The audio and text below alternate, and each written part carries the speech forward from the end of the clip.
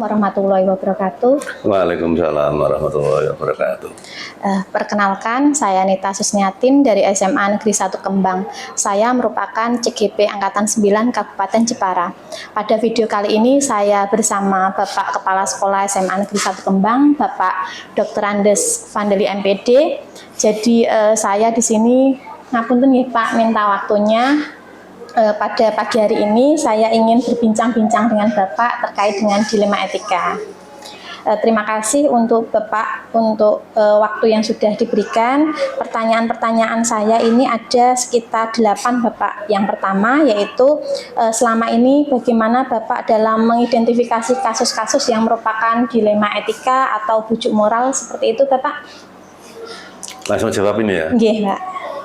Terima kasih. Sebelumnya perlu kita ketahui bersama, sampai sendiri di sini juga guru SMA Kembang, sehingga saya mungkin kebijakan selama ini saya ambil, sama sendiri juga mengetahui bahwa memang sih masalah-masalah selalu ada, tapi selama ini di SMA kita tidak sebegitu ya, tidak sebegitu. Walaupun bagaimana kita lebih mengutamakan antisipasi sebelumnya, sehingga kita dalam membujuk, dalam memediasi, dalam terkait dengan anak yang bermasalah, masalahnya itu ya mungkin satu merasa benar, satu harus disalahkan, itu akhirnya menunjukkan dilema etika. Sehingga kita cari solusi yang terbaik diantaranya, dan sedapat-dapat ya mula-mula sih kita memang menggiring, membujuk supaya itu tidak jadi masalah ya. Kemudian jangan sampai diulang lagi kan begitu. Terus akhirnya kita menjadikan atau ambil solusi ya, ambil solusi. Kalau memang terpaksa ya harus kita mediasi. Bila mana memang harus melibatkan orang ketiga. Ya begitu kira-kira. Jadi bisa saya simpulkan Bapak sudah bisa mengambil keputusan gitu nggih Pak. Misalnya harapannya sih tidak diulang lagi, kemudian kalau belum bisa ya mediasi, dan nanti ada orang ketiga yang akan membantu seperti itu nggih Pak. Nggih. Ini untuk yang pertanyaan yang kedua Bapak. Selama ini bagaimana Bapak menjalankan pengambilan keputusan di sekolah Bapak ini, terutama untuk kasus-kasus di mana ada dua kepentingan gitu yang bersama-sama, yang harus sama-sama saling dikuatkan begitu Bapak? Kalau dengan guru selama ini memang tidak ada ya. Jadi tidak ada kepentingan yang berseberangan atau bagaimana, tidak ada. Tapi kalau dengan siswa kadang melibatkan mahasiswa. Nah, selama ini yang kita usahakan ya seperti yang saya katakan awal tadi itu. Dan seandainya tapi itu memang benar-benar dianggap masalah, ya saya tetap harus melibatkan tim. Saya libatkan tim manajemen sekolah untuk mungkin kita ya sharing bagaimana terkait dengan ambil keputusan itu. Tapi kalau itu hanya hal-hal yang biasa, mungkin karena anak yang tidak masuk atau anak yang mungkin kadang tidak ikut pelajaran itu ya kita tidak usah sampai harus melibatkan tim. Itu hanya kita putusin sendiri dan selesai. Berarti pada intinya kita kolaborasi dengan tim gitu ya Bapak. Untuk yang ketiga, langkah-langkah atau prosedur seperti apa yang biasa Bapak lakukan selama ini? Ya seperti pertanyaannya tadi kan. Sudah dijawab ya Pak ya. Nomor 2 tadi ya. Jadi seandainya itu memang kok serius, ya kita tetap tim. Tapi kalau itu sekiranya tidak serius, kadang malah waka atau anggota tim atau dari tim kesiswaan atau BK itu mereka sudah selesaikan sendiri. Kalau sampai saya itu, ya saya hanya dapat laporan. Oh gitu. Gitu. Berarti di SMA Negeri 1 Kembang ini sudah mandiri ya Pak? Iya, makanya prosedur pengambilan keputusan itu artinya sudah ada. Masuk ke saya itu kalau agak serius, kan begitu. Lanjut ke pertanyaan keempat ya Pak. Hal-hal apa saja yang selama ini Bapak anggap efektif dalam pengambilan keputusan pada kasus-kasus dilema etika? Ya, saya kira efektif semua sih. Sudah efektif. Yang kita ambil itu efektif. Dari turun ya, naik ya. Dari mungkin di TKP itu siapa? Teman guru atau siswa atau bahkan mungkin OSIS juga sering itu menjumpai ada masalah itu. Kemudian ada ke wali kelas, ada atau ke guru wali kelas, kemudian PK, kemudian sampai juga ke kesiswaan lah. Biasanya itu selesai di situ. Nah, tapi kalau agak serius itu sampai ke kepala sekolah. Nah, sampai ke kepala sekolah akhirnya kita yang tadi katakan kita kolaboratif itu dengan tim bagaimana untuk mengatasinya, dan selama ini rasanya tuntas efektif. Itu. Berarti bisa dibilang semua guru yang memangku kebijakan itu sudah melakukan kewajibannya sendiri-sendiri ya, Pak? Ya sesuai dengan kapasitas masing-masing. Pertanyaan yang kelima Bapak, hal-hal apa saja yang selama ini merupakan tantangan dalam pengambilan keputusan?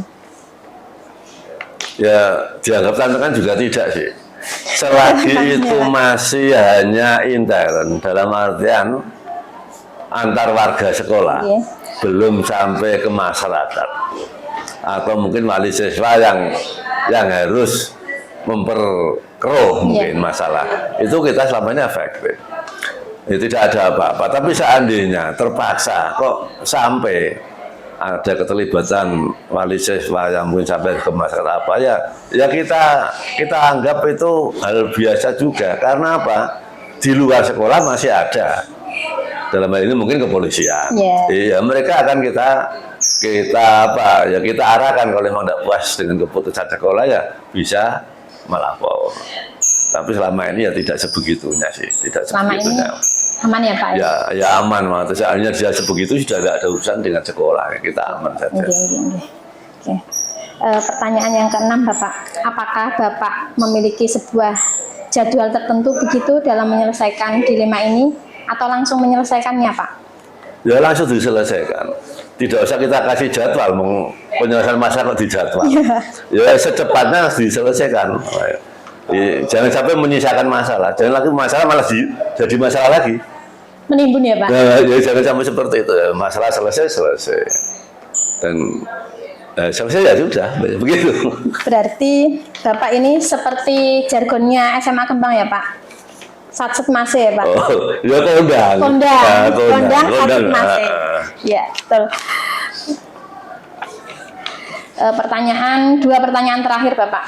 Yang ketujuh, adakah seseorang atau faktor apa yang selama ini mempermudah Bapak dalam mengambil keputusan itu? Ya hanya pengalaman saja sih. Kolaboratif antar tim itu kita sudah ya masalah sekolah kan hanya seperti itu saja. Karena memang Bapak ini pengalamannya sudah di luar. Ya teman-teman tim itu ya juga sudah kolaboratif, kemudian masalahnya adalah seputar itu. Anak terlambat, anak tidak masuk, anak tukaran, bolos, sampai hanya begitu. SMA ya Pak, jadi ada bumbu-bumbu tukarannya. Ya, kan dia dapat di kota-kota besar. Oh iya. Tapi pengalaman Bapak pas sekolah enggak ada ya Pak? Pengalaman tukaran ya? Aman ya Pak? Yang terakhir nih Pak, yang pamungkas terakhir nih. Dari semua hal yang telah disampaikan Bapak tadi, pembelajaran apa sih yang bisa kita petik Pak? Dari tadi yang kita bicarakan ini Pak? Ya, dalam mengatasi masalah kita harus tahu akarnya ya. Kita harus tahu akarnya. Jangan buru-buru ya.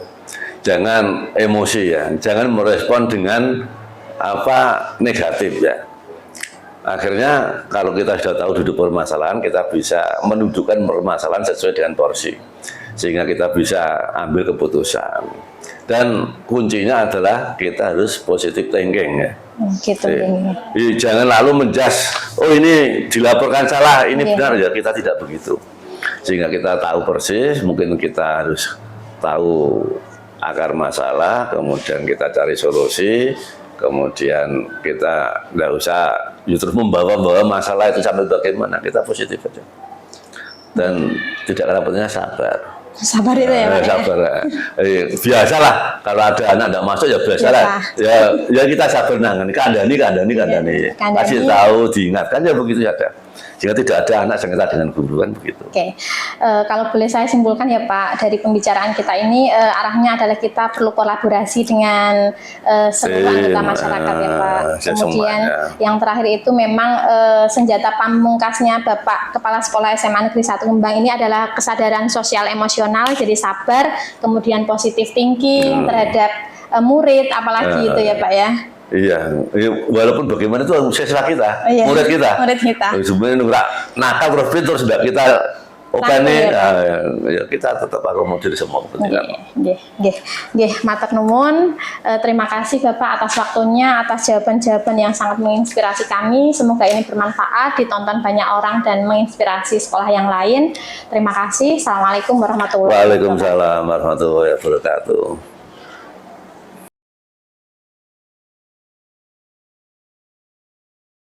Assalamualaikum warahmatullahi wabarakatuh. Waalaikumsalam warahmatullahi wabarakatuh. Perkenalkan, saya Nita Susniatin dari SMA Negeri 1 Kembang. Saya merupakan CGP Angkatan 9 Kabupaten Jepara. Saya di sini tidak sendirian bersama Ibu Kepala Sekolah dari SMK Muhammadiyah Melongo. Beliau adalah Ibu Yusrina Ilmi SPD yang sekarang ini saya berharap bisa bincang-bincang ya Bu di sore yang cerah ini ya. Pripun kabarnya Bu Yusrina? Alhamdulillah baik. Bu Nita bagaimana? Alhamdulillah baik juga Bu. Bu, saya terima kasih sudah diberi kesempatan untuk berbincang-bincang ya. Ada beberapa yang ingin saya utarakan sih Bu di sore hari ini. Bersedia ya Bu ya? Utarakan ya. Bu, pernah nggak sih di sekolahan ini ada suatu permasalahan gitu? Pastinya banyak ya. Oh banyak ya. Membicarakan sekolahan itu lengkap dengan masalahnya. Tidak mungkin ada sekolahan yang tanpa masalah. Oh ya, berarti sepaket ya Bu ya? Iya, sepaket. Jadi pendidikan nanti disandingkan dengan masalah. Pendidikan untuk menyelesaikan masalah. Oke Bu, pertanyaan selanjutnya, ini sebagai seorang pemimpin, Ibu kan pasti punya sesuatu hal atau punya cara penyelesaian gitu nggih terkait dengan misalnya dilema etika yang sedang Ibu hadapi gitu, atau mungkin bisa diceritakan dulu permasalahan apa yang ingin kita bahas di sore hari ini Bu? Pastinya ya, kita mungkin bisa mengambil salah satu contoh yang paling awam terjadi di sekolah, yaitu terkait dengan ketertiban siswa atau keterlambatan atau bisa disebut kedisiplinannya. Ketika banyak terjadi itu identifikasi yang paling mudah tentu saja dengan melihat mereka di pagi hari ketika mereka sudah hampir memulai kegiatan belajar mengajarnya, mereka itu akan menunjukkan aslinya ya kan. Mungkin ya karena kita di SMK pastinya banyak anak-anak yang istimewa, sehingga ketidakdisiplinan di pagi hari atau datang terlambat itu sering sekali terjadi di SMK kita, seperti itu. Nah, selain juga dengan melihat perkembangan yang ada di lapangan, biasanya kita bukan mewawancarai ya, tapi lebih ke berbincang dengan warga sekitar, baik itu dari elemen siswa maupun dari elemen guru maupun dari warga lainnya seperti ibu kantin dan seterusnya, seperti itu. Oh, berarti di sini nanti yang akan kita bicarakan adalah tentang kedisiplinan murid yang ada di SMK. Ini ya Bu ya. Oke, Bu, pertanyaan yang pertama yang ingin saya ajukan adalah bagaimana Ibu mengidentifikasi kasus-kasus yang merupakan dilema etika tersebut, Bu? Kebanyakan memang dari cerita-cerita warga sekolah sih. Oh, berarti memang warga sekolah ini sangat berperan penting dalam mentertibkan murid di sini ya Bu ya? Dan mengkondisikan lingkungan. Oh gitu ya Bu ya. Berarti Ibu merangkul warga sekolah dan juga lingkungan ya? Pastinya. Oke. Yang kedua Bu, selama ini bagaimana Ibu menjalankan pengambilan keputusan di sekolah ini? Terutama kasus-kasus yang dimana ada dua hal kepentingan gitu ya, yang misalnya benar sama benar atau benar sama salah, seperti itu Bu. Kalau semisal pasti orang punya opini yang dianggapnya benar, jadi semua opininya dianggap benar, sehingga kita perlu mempertimbangkan urgensi dan juga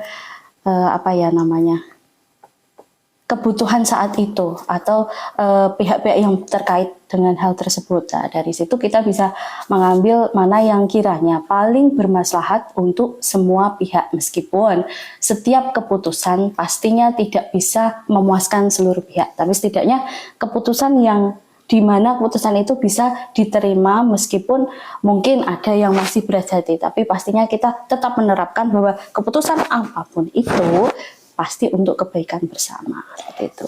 Berarti Ibu pengambilannya adalah yang maslahat orang banyak ya? Ya. Oke. Kemudian Bu, yang ketiga, langkah-langkah atau prosedur seperti apa yang biasanya Ibu lakukan selama ini untuk menyelesaikan masalah itu? Contohnya tadi ya, karena keterlambatan siswa itu cukup dapat ditekan dengan contoh dari gurunya maupun dari warga lingkungan, maka yang perlu kita sepakati bersama adalah ketentuan, misalnya ada guru piket di sini ya, bekerja sama dengan anak-anak OSIS yang juga berpiket di pagi hari, dibantu oleh guru BK, sehingga kondisi di pagi hari itu sudah tertata sedemikian rupa sehingga siswa yang terlambat sudah tahu dengan apa yang harus mereka lakukan, atau istilahnya seperti konsekuensi setelah konsekuensinya kita akan menanamkan merestitusi dengan kesadaran mereka dari penjelasan atau pengarahan ya dari guru BK maupun wali kelas dan juga guru kelas. Berarti boleh saya simpulkan nanti digunakan ada guru piket, OSIS berkolaborasi dengan BK juga gitu ya Bu ya, untuk menangani murid-murid yang telat. Ya, betul. Pertanyaan yang keempat ya Bu ya, hal apa saja yang selama ini Ibu anggap efektif dalam pengambilan keputusan pada kasus-kasus ini? Terutama tentunya itu musyawarah. Jadi kalau ada kolaborasi yang terus-menerus, koordinasi antara guru piket, siswa yang piket juga, kemudian ada BK, kemudian ada wali kelas, dan didukung dengan kita itu tambahannya adalah dengan guru agama, karena kita kebetulan basicnya Islam, maka guru agama Islam itu yang berperan sangat penting di dalam menata kedisiplinan mereka supaya mereka tuh sadar gitu bahwa disiplin itu ada untuk membuat mereka lebih baik daripada sebelumnya. Berarti kuncinya adalah kolaborasi ya Bu ya, di sini ya. Kolaborasi dengan guru piket, murid, kemudian wali kelas dan juga guru PAI gitu ya Bu ya. Nanti ada mindfulness juga ya harapannya. Oke, pertanyaan yang kelima Bu. Hal-hal apa saja yang selama ini merupakan tantangan dalam pengambilan keputusan ini? Tantangan tentu saja karena kita berhubungan dengan warga sekolah yang bermacam-macam backgroundnya, dari bermacam-macam ras suku budayanya, sehingga tantangannya tentu saja kita sendiri, teman kita sendiri, rekan kita sendiri, atau bahkan kepentingan-kepentingan yang dirasa sebenarnya cukup sederhana, tapi karena kurangnya pemahaman terhadap teman sejawat sehingga dapat membuat ini gesekan yang agak mengacaukan kedisiplinan tersebut. Nah, berarti tantangannya juga ada ya Bu ya di sini. Pastinya. Ya. Oh, gitu nggih. Jadi ya memang dari diri kita, dari orang sekeliling kita gitu nggih Bu ya. Oke, pertanyaan yang keenam Bu, apakah Ibu memiliki sebuah jadwal waktu tertentu gitu dalam menyelesaikan kasus ini, atau waktu itu juga langsung diselesaikan Bu? Untuk jadwal tertentu tidak ada, karena ketidakdisiplinan itu kan bisa terjadi kapanpun. Akan tetapi karena adanya koordinasi setiap harinya, insya Allah sudah mengurangi ketidakdisiplinan itu sendiri. Yang kedua, tentu saja sebagai kepala sekolahnya, kita tetap melakukan koordinasi pada saat rapat koordinasi bulanan, minimal 1 bulan sekali, untuk merecap atau sekedar mengevaluasi apa yang sudah terjadi. Kemudian mungkin akan timbul masalah baru, selain juga ketertiban yang sudah mulai berjalan baik. Itu. Berarti bisa dibilang waktu itu langsung diselesaikan, tetapi setiap sebulan sekali membaca itu ya Bu ya, rekapan gitu nggih. Ya. Oke. Dua pertanyaan terakhir Bu. Adakah seseorang yang selama ini mempermudah atau membantu Ibu dalam pengambilan keputusan ini? Pastinya. Tapi kalau dikatakan seseorang kok rasanya kurang adil ya Bu Nita. Atau faktor-faktor apa gitu? Oh gitu. Iya. Faktornya tentu saja kita memang harus merasa satu suara, satu visi misi sehingga apapun program yang kita jalankan itu bisa berjalan dengan lancar. Katakan nanti ada tantangan pun kita bisa menyelesaikan dengan baik tanpa adanya timbul masalah lain lagi. Berarti bisa dibilang yang mempengaruhi, mempermudah Ibu selama ini adalah satu suara, berarti bersatu gitu ya Bu ya. Kompak. Kompak. Ya, betul, Kompak satu kata. Yang terakhir nih Bu, pertanyaan yang terakhir. Dari semua hal yang telah kita sampaikan ini, pelajaran apa sih yang bisa Ibu petik gitu ya dari pengalaman selama pengambilan keputusan ini?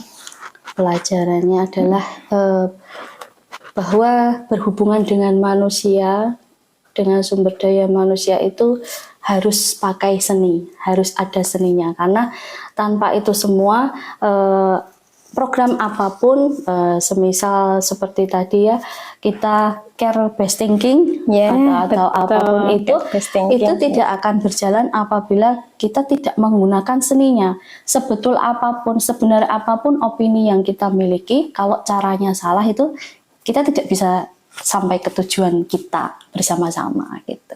Oh gitu ya Bu ya, berarti care based thinking ini adalah salah satu apa ya yang Ibu lakukan dalam memecahkan masalah atau pengambilan keputusan pada dilema etika ini ya Bu ya. Oke. Seperti itu. Begitu sih Bu yang ingin saya bincang-bincangkan sore ini. Terima kasih Bu Yusrina atas waktunya, sudah disempat-sempatkan ya Bu ya. Selamat menjalankan aktivitas. Terima kasih. Semoga SMK-nya semakin maju, semakin berkembang dan bermanfaat untuk yang lain. Dan Ibu juga diberikan kesehatan, kebahagiaan gitu ya. Terima kasih Bu Yusrina. Assalamualaikum warahmatullahi wabarakatuh. Waalaikumsalam warahmatullahi wabarakatuh.